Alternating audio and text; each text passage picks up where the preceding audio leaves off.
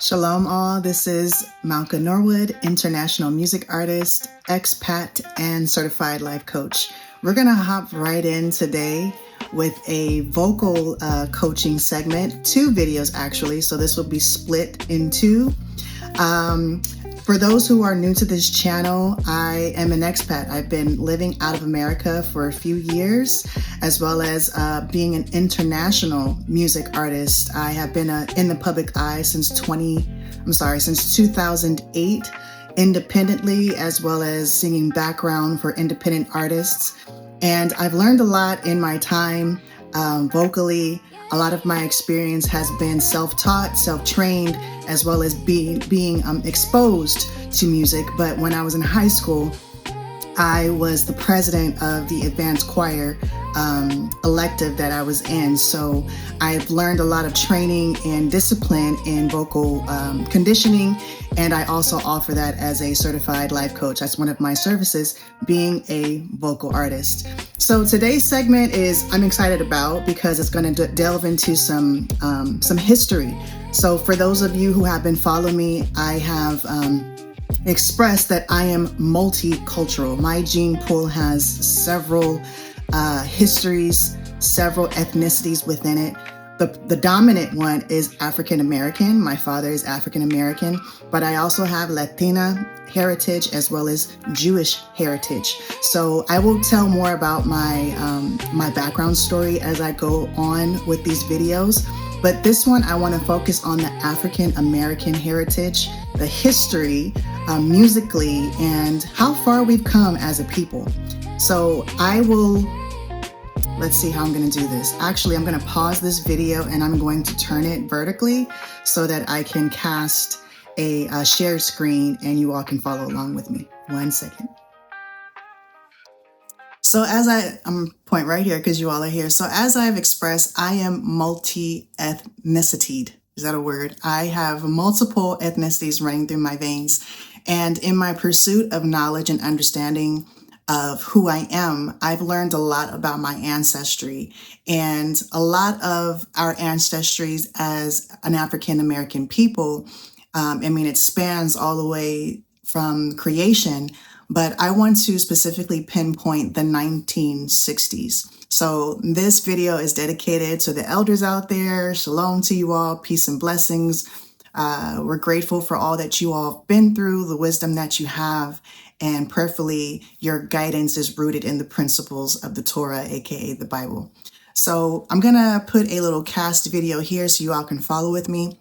The 2 artists that I'm getting ready to analyze are Sarah Vaughan and Nina Simone. I wanted to pull up the 1960s, specifically 1964, where Sarah Vaughan performed her song Misty in Paris. I believe it's Paris. And this was in a time where, let me pull this up real quick, bear with me.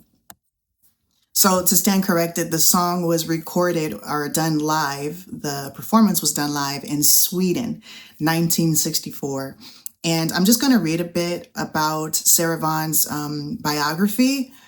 For those of you who are not familiar, Sarah Vaughan was born March 27th, 1924, and she passed April 3rd, 1990. She is an American jazz singer described by Scott Yanoa, I can be pronouncing that wrong, as having one of the most wondrous voices of the 20th century. I would agree with that. Nicknamed Sailor for her salty speech, sassy, and the divine one, Sarah Vaughan was a Grammy Award winner. The National Endowment for the Arts bestowed upon her its highest honor in jazz. So she is what we call a pioneer. I'm familiar with this wonderful jazz artist by the name of Samora Joy, as well as the young lady that sings that, what is that? I think it's so easy to fall in love. Is it Olivia Dean? Let me make sure, because I like to be correct, especially when I'm in my teaching mode. What is her name? Olivia, I think that is her name. Yes, Olivia Dean. So this is the British singer-songwriter that's popping right now in jazz, as well as the young lady Ray. So Sarah Vaughan is a trailblazer. She is a pioneer. and she is one of the most influential African American music artists of all time. So before I go into analyzing her beautiful song, Misty, I want to talk about briefly what was going on in the 1960s. So if you're following my channel and you are following me on Instagram, I am in a space right now where I am offering life coaching and mentorship services. Being a public figure is not easy. It takes fearlessness, resilience, it takes wisdom, it takes understanding of self and intentionality. The intention of why you're a public figure in the first place. Music makes me happy, and it really brings a light to others as I help others in vocal coaching and choir directing. So I am navigating right now, being certified as a life coach and also a vocal coach. So I have the tools, I have the training, I have the skills. I know my limit as far as like my vocal range and things like that. But as far as like the history of music, some would call that music appreciation, studying the greats such as Sarah Vaughan and Nina Simone, and knowing your intention as a music artist. So my intention as a music artist is to be set apart from the rest of the world, but also paying homage to those who came before me, such as Sarah Vaughan. So back in the 1960s, at the time that Sarah Vaughan performed in Sweden, I want to tell y'all what was going on at this time. And this puts in perspective how powerful somebody like Sarah Vaughan and Nina Simone truly are. So in 1964, Black Americans experienced a pivotal turning point with the signing of the landmark Civil Rights Act on July 2nd, which legally outlawed segregation in public accommodations and employment discrimination. While this heralded massive legal gains, it was accompanied by intense violent resistance, including the Freedom Summer murders in Mississippi and urban riots, marking a shift from legal battles to violent backlash and economic struggles. So, in a sum up, we came out of slavery, Black Americans. We know the story. We were brought over on chattel slave ships from Africa, from the Middle East, and brought into the Americas, and basically became indentured servants, aka slaves, to those who we call the Europeans or the whites who were in America at that time, who also colonized the Native Americans who were there before them. And so when this happened, we went through slavery for a long period of time, from the 1960s. I'm sorry, from the 1600s. Excuse me. I know the historians are like, what? No, excuse me. That was a slip. From the 1600s all the way to, some would even say, modern day. And so by the time 1964 came around, there was a legal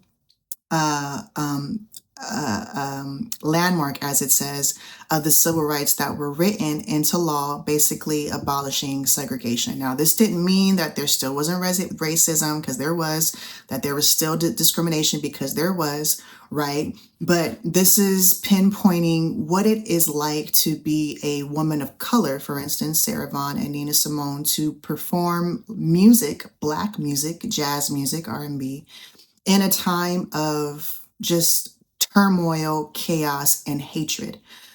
So I want whoever's listening to this, if you are a vocalist, if you are someone who wants to be a public figure, perhaps you already are, I want you to consider the times that we're in, and I want you to know that you are powerful. You are resilient. You are fearful. Why? Because it is difficult to perform your craft, especially what you love, in a time where chaos and hatred is just prevalent. For someone like myself, I know that I'm hated by individuals and hated by a system, right? Being what I just said, a Black American, not only in America, but also abroad, can, ruffle some feathers. And by the time I tell people more of my ancestry, that I'm Latina as well as Jewish, you have some people who could, get on a tightrope and kind of feel some kind of way about that. But at the end of the day, this is who I am. And what I believe is the Most High Creator, Yahweh, Yod-He, Wah-He, he's masterful. And so he has a reason and a season for everything. So the fact that I'm even sharing that with you right now, hopefully your mind can be transformed by accepting people and respecting them for their crafts and for what it is that they have to offer. So let's get into it. Sarah Vaughan, Misty.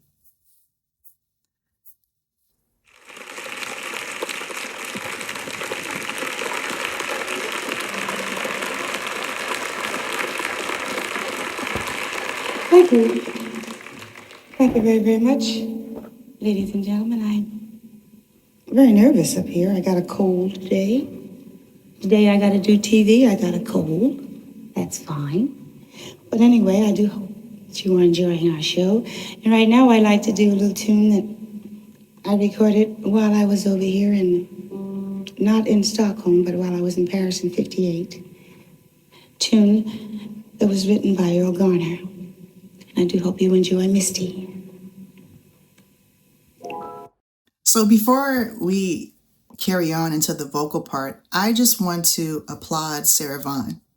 You know, I know she's passed on, but this is a woman who dedicated her career to bending social norms, being, as it said, being sassy, right? Being, what do they call her?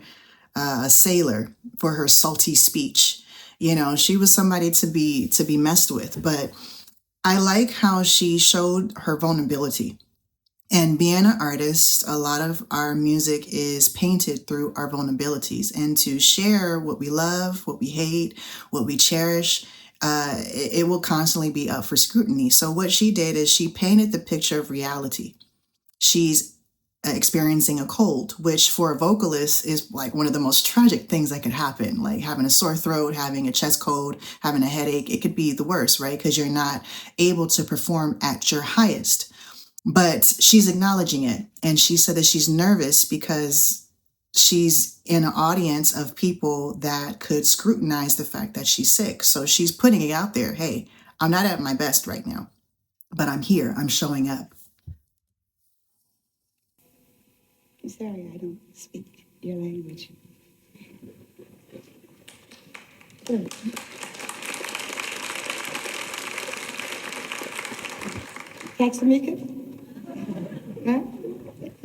So she acknowledged again, she's in Sweden. She says, I'm sorry I don't know your language. I don't know if anybody has performed outside of your native tongue. I have. When I performed in Israel in 2019, I didn't know Hebrew for what it was worth, and so I had to play the audience by what it was that I did know. I would say "beseder" a lot, right? Because everywhere I went at the first time I got into Israel, everybody kept saying "beseder, beseder, ani beseder," and I'm like, "What does that mean?" And basically, is everything okay? Are you all right? And obviously, we know the word shalom means peace, but when you are going into foreign nations, foreign countries, it's good to pick up on their language, whether it be in a greeting, whether it be in a gesture. It looked like he or she said something in Swedish, right? And they all kind of laughed or like, okay, kind of loosening up what could be tensed, right? Because she's also an African-American woman in a predominantly white-skinned place, right? So this is an area where some people can get shell-shocked and also can be discouraged if they're invited to a place like this and they feel like they can't handle it. So I think she did such a great job handling herself, her vulnerabilities, and the reality of the situation. Look at me.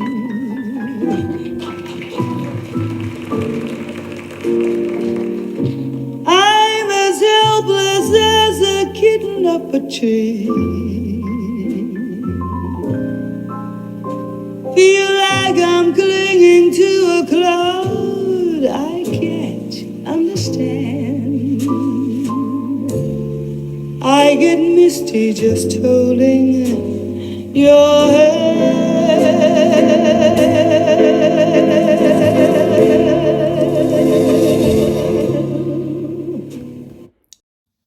Beautiful. I just really wanted her to just go for the full verse that she just beautifully performed. So first things first, if you wanted to learn vocal technique with me, let's just say, for instance, you say, I love Sarah Vaughan. I actually want to learn how to do some of her technique because, like I said before, in my other analysis with BB and CC Winans, when I was young, I already had the talent. The music was already in me. But what helped me to learn my voice and to incorporate technique in vocals is mimicking. So if you wanted to learn how to sing like Sarah Vaughan, or if you wanted to learn how to sing, Sarah Vaughan would also be a good point of view because her vibrato, it's called vibrato, is so clean when she goes, look at me. That me. So there is a term in music theory called sustain. And the term means exactly what it would mean in any other sentence or meaning. It is to hold something. So if you were doing a vocal warm-up with me and I said, I would count to 10 and you would sustain that note at a count of 10. So it would sound like this. 1, 2, 3.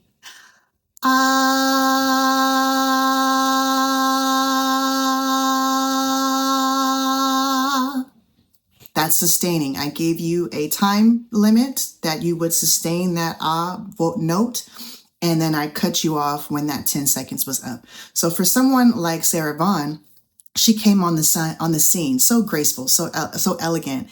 And it was also like a little pinch to her not knowing the language. She's like, look at me, right? Because she said something in their language. Look at me. I know your language, right? It was clever. Look at me. I'm as fearful as a kitten up a tree, right? She has that vibrato that goes towards the end of all of her phrases that she sustains, where the rest of her words are da da da da da da da da da da, right? So she's very intentional, and I'm going to use that word a lot because vocalists are intentional. Walk my way, and 1,000 violins begin to play.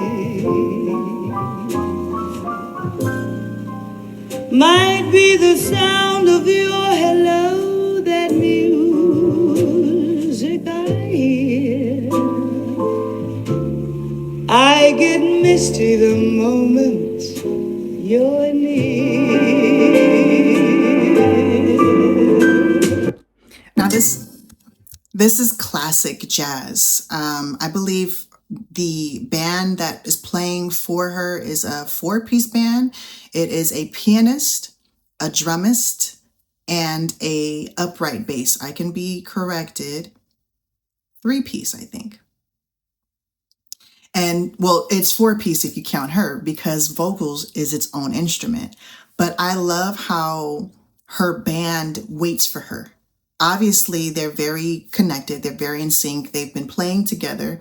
They've been rehearsing together. So when you are picking your bandmates, it's important to pick them based on talent, right? Skill, but also chemistry. What works together so that when you do tours, whether it be local or abroad, you all are in sync regardless of if a health issue comes up or maybe somebody's just off kiltered altogether. You all still pretty much know each other and you can count on each other. You can be reliable. I love that. Let me go back to her doing this verse. Might be the sound of your hello, that music I hear. Might be the sound alone, the music I hear. Right? Beautiful. Now, I want y'all to pay attention to the way she's placing her mouth. In opera, to project the sound and to throw it out, because operists, if that's what their term is, opera singers do not have a mic a lot of times. So for her, I believe that there may be mics because the sound quality is very blended with the musicians around her. But she does. She has a mic on a stand. She's very poised and controlled, with the way she's placing her mouth. You have some people, what am I going to get? Let me get my hairbrush. You have some people who have a mic and they can place their voice and say, "Look at me," right? See how I was controlled? And you see my mouth, it was slightly open. "Look at me." And that's with the mic close to my mouth. But if I wanted to show dynamic in a song, which is, more than one way to place your voice or to place your mouth, I would say, "Look at me." Do you see what I did with my mic? I moved it here and there, right? So I don't blow the engineer out the water and I don't blow the audience out the water. That's called mic control. And with my mouth, I am opening it up to place the voice where I want to, colorfully, playfully. "Look at me," right? So that's also something that you want to keep in mind when you are doing performances, even studio recordings, because studio recordings also require technique and mic control. Music I hear, I get misty the moment you're near.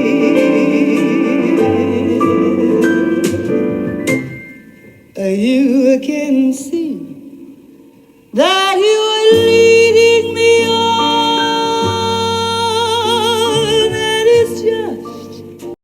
Sorry, I gotta pause that. So when you're up there on a stage, you're high up, the lights are beaming on you, humans will sweat like crazy. Next to Sarah Vaughan, I think Whitney Houston also used to sweat a lot. Being up there sweating like that, obviously it doesn't feel good, especially if you're a woman. And it may not smell good if your diet is not altogether right. But I love how she still has her Kleenex in hand. Let's see. I love how she has her Kleenex in hand. And she pats herself every now and again, and she clenches it tight in her away, right? It's not showing. And she places it down away from the crowd, but she's still expressive. She's still in the moment. She's still being intentional, right? What is the lyric? I like what she did there. I love that part. It's going into the vamp of the song. You can see that you are leading me on, and it's just... You can see that you're leading me on, and it's just... Right? You see how I mimicked her? It's the way that I'm placing my voice. If you see her, she's engaging her throat, which means that she is singing from her vocal cords. Now, that's a technique that vocalists can use, but to constantly engage your throat can cause strain and it can cause damage if you're not intentional. When I was younger, before I actually became vocally trained and versed in music theory, I would constantly sing in my throat and I would strain myself a lot. So being a vocal coach, I can help you to not strain your voice, to be as effortless as possible, and to, make an impact when you're performing, just like someone like Sarah Vaughan. Now, I want to pinpoint that this is the vamp of the song. Let me look up what a vamp is. Vamp of a song. A vamp in a music in music is a short repeated chord progression or rhythmic figure used as filler, accompaniment, or a transition designed to be looped indefinitely until a cue to move on. So, and remember this part that she says, I can see. Let me make sure I got the vocals right. You can say that you're leading me on, but it's just, right? That's the one vamp that is going to be repeated again in the song, but I want you to notice how she adds more color to the second one, which brings more light and climax to the song as it continues to finish.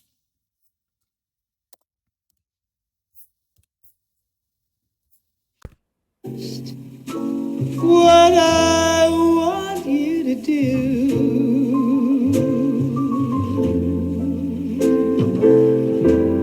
don't you notice how hopelessly I'm lost? That's who I'm following you.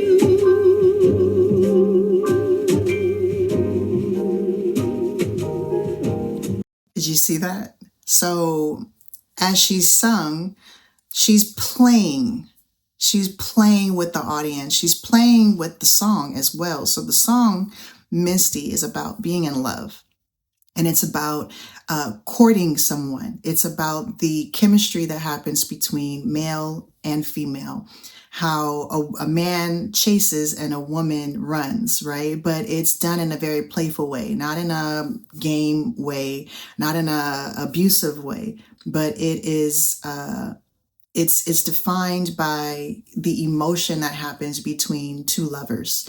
And as she's singing the song, she is, if you see her face, it's lovable. It's very light. It's very feminine. And she has her wig, and her dress is very beautiful. It's very flattering. And her face, as she's saying the words, is very delicate. So in that part where she says, let's rewind that.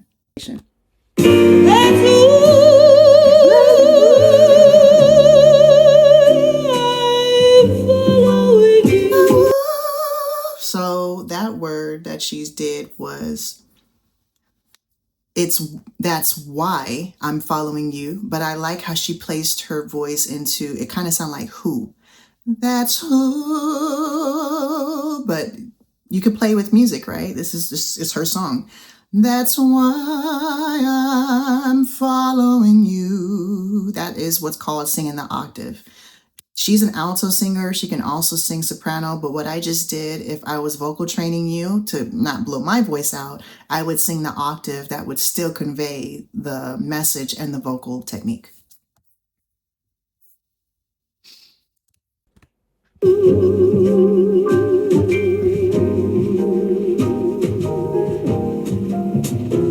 On my own, would I wander through this wonderland alone,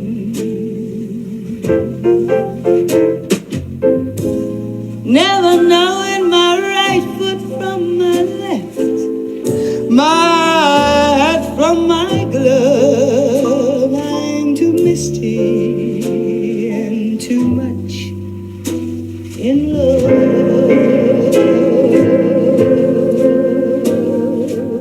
So in that I'm too misty, this is called the hook. So the title of the song often is repeated in the hook if it's a jazz song or an R&B song.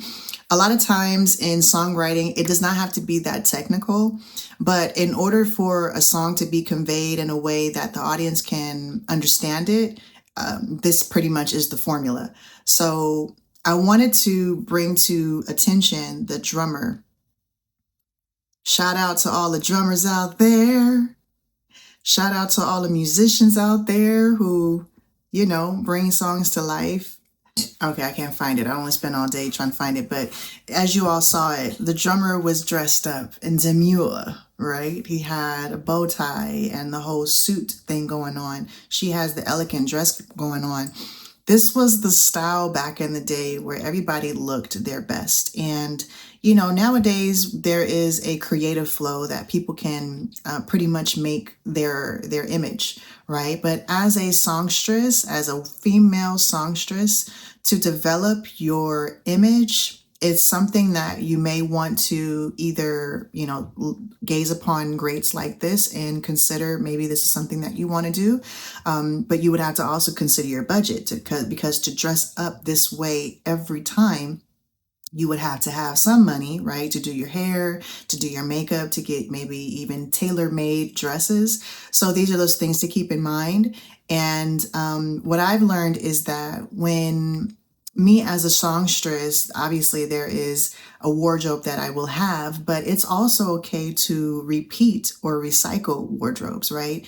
I don't know who has brought up this mindset that you can only wear a dress one time and then you got to throw it away or give it to Goodwill. Like, no, you can wear a dress multiple times, whether you want to make that your uniform, like someone like Janelle Monáe, who made the black and white suit her uniform for a long time, or whether you want to dress up and style a dress several different ways over a period of time. Don't feel like you have to go out and buy something new every time you do a performance. And if you do dedicate yourself to a certain image, make sure that you can afford it. Much in love,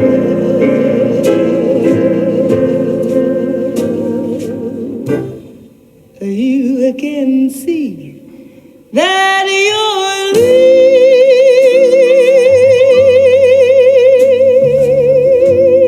leading me on. So that, remember the vamp? You can see that you're leading me on. That's how she sung it at first. But now she's leading me on. Now it's more colorful. It has more flavor. I love how she places her vocals in her throat, though, because it reminds me of a bird. Anybody ever see a bird just perched up there? How a bird will have its beak open, but you can actually see the bottom of its beak and even its throat kind of moving around like, and it's vocalizing. And as I'm studying her, I recognize that's how she maintains her vibrato, is in her throat.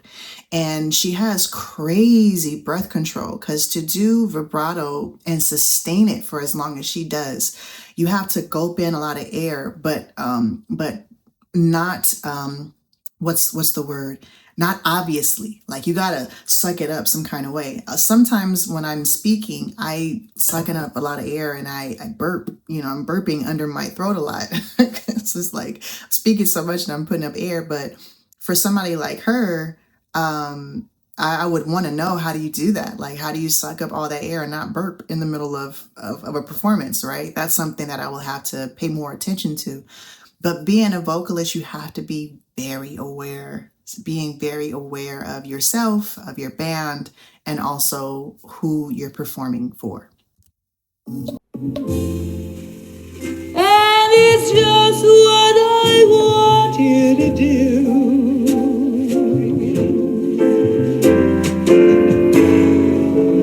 Don't you notice how hopelessly I'm lost? That's who I follow with you.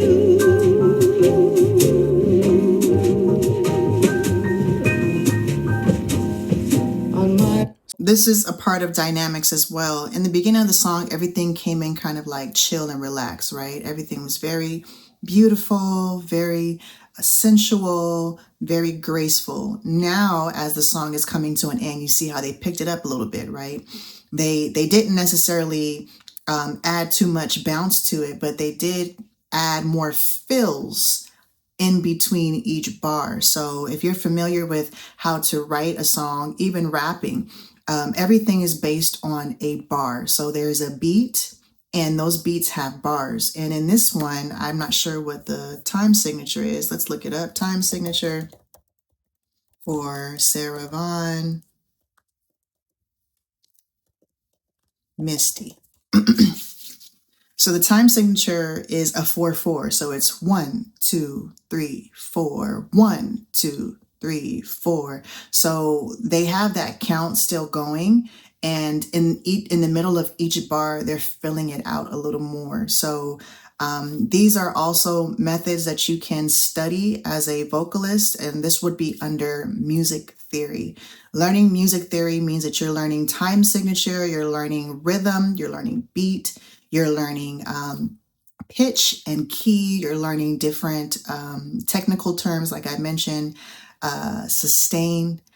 In my last analysis, I used the word timbre, which is the vocal sound and the tone of a vocalist. So you want to get familiar with that. So now we know that Sarah Vaughan's Misty song was done in a 4/4 time signature.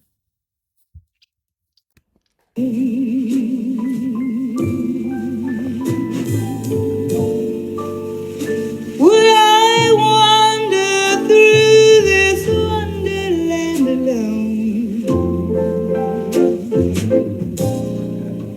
never knowing my right foot from my left, my hat from my glove?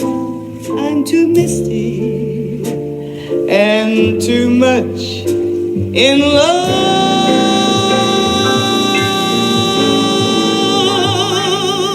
We get. That was all under one breath, by the way. In love we get.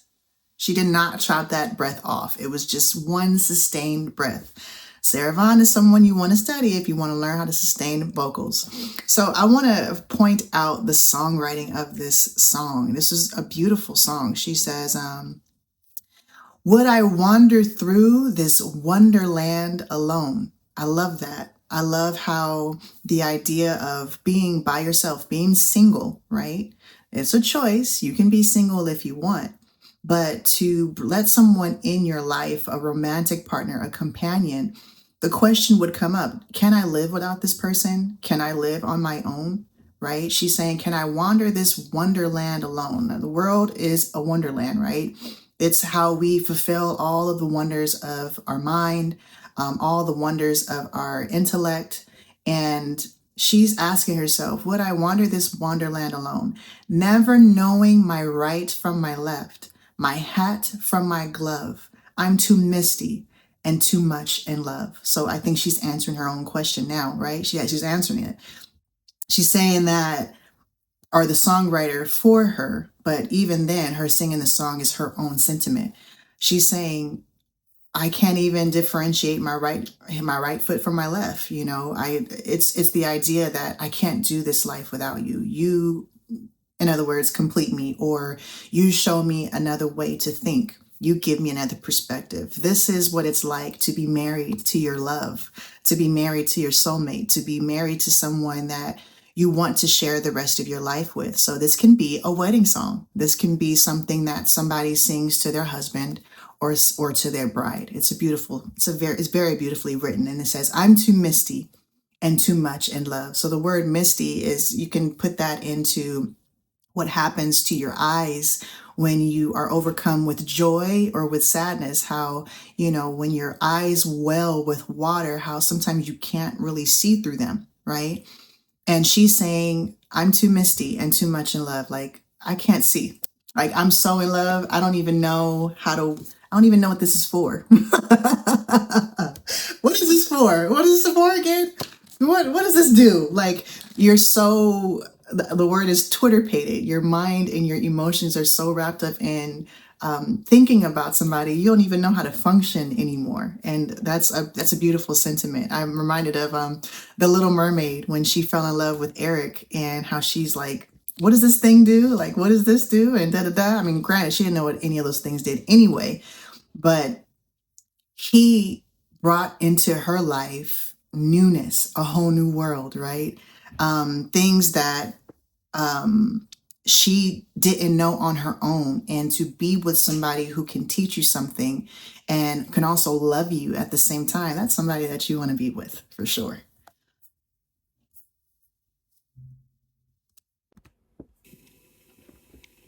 Too misty and too much.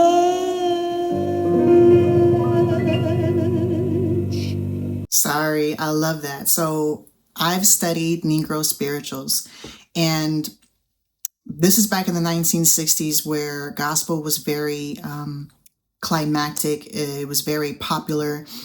Somebody like Sarah Vaughan, I'm not sure if she grew up in the church or not, but that variation, that vocal variation, I'm too misty, jazz, and too much,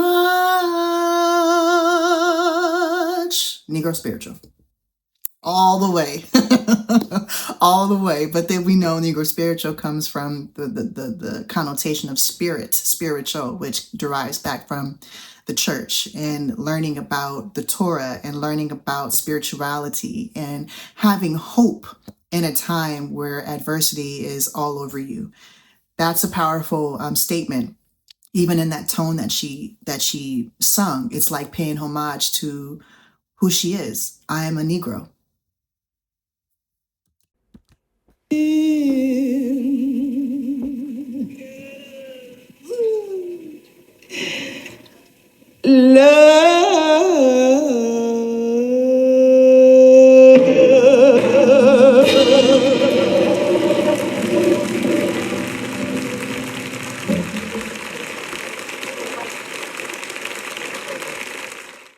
Amazing, awesome, wonderful stage presence, vocal ability, band chemistry. It had it all. So listen, if you enjoyed this analysis as much as I enjoyed giving it, put the word Jazzy, Jazzy, in the comment section. If you are interested in my vocal coaching services, I will pin every time I say this part, I stumble over it. I'm gonna work on that. If you are interested in my vocal coaching services, I will pin the link in the comments below.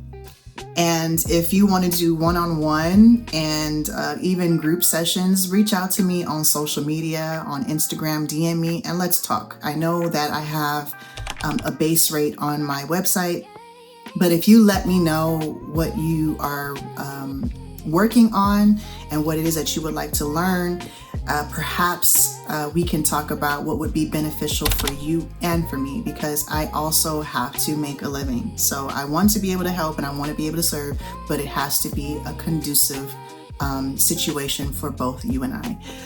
Also, if you're new to the channel and this is your first time watching, consider subscribing to the channel. Perhaps just subscribing, and I hope to do more videos like this in the future.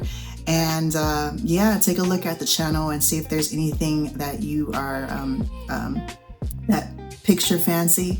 You will see a lot of different varieties on my channel, and I will also deliver a lot of variety of analysis in the future. So hang on tight, hold on, right? You will learn something, and hopefully you will be multifaceted in your ears, in your ear training, and in your understanding about who else is in the world outside of yourself. Shalom, shalom. I'll talk soon.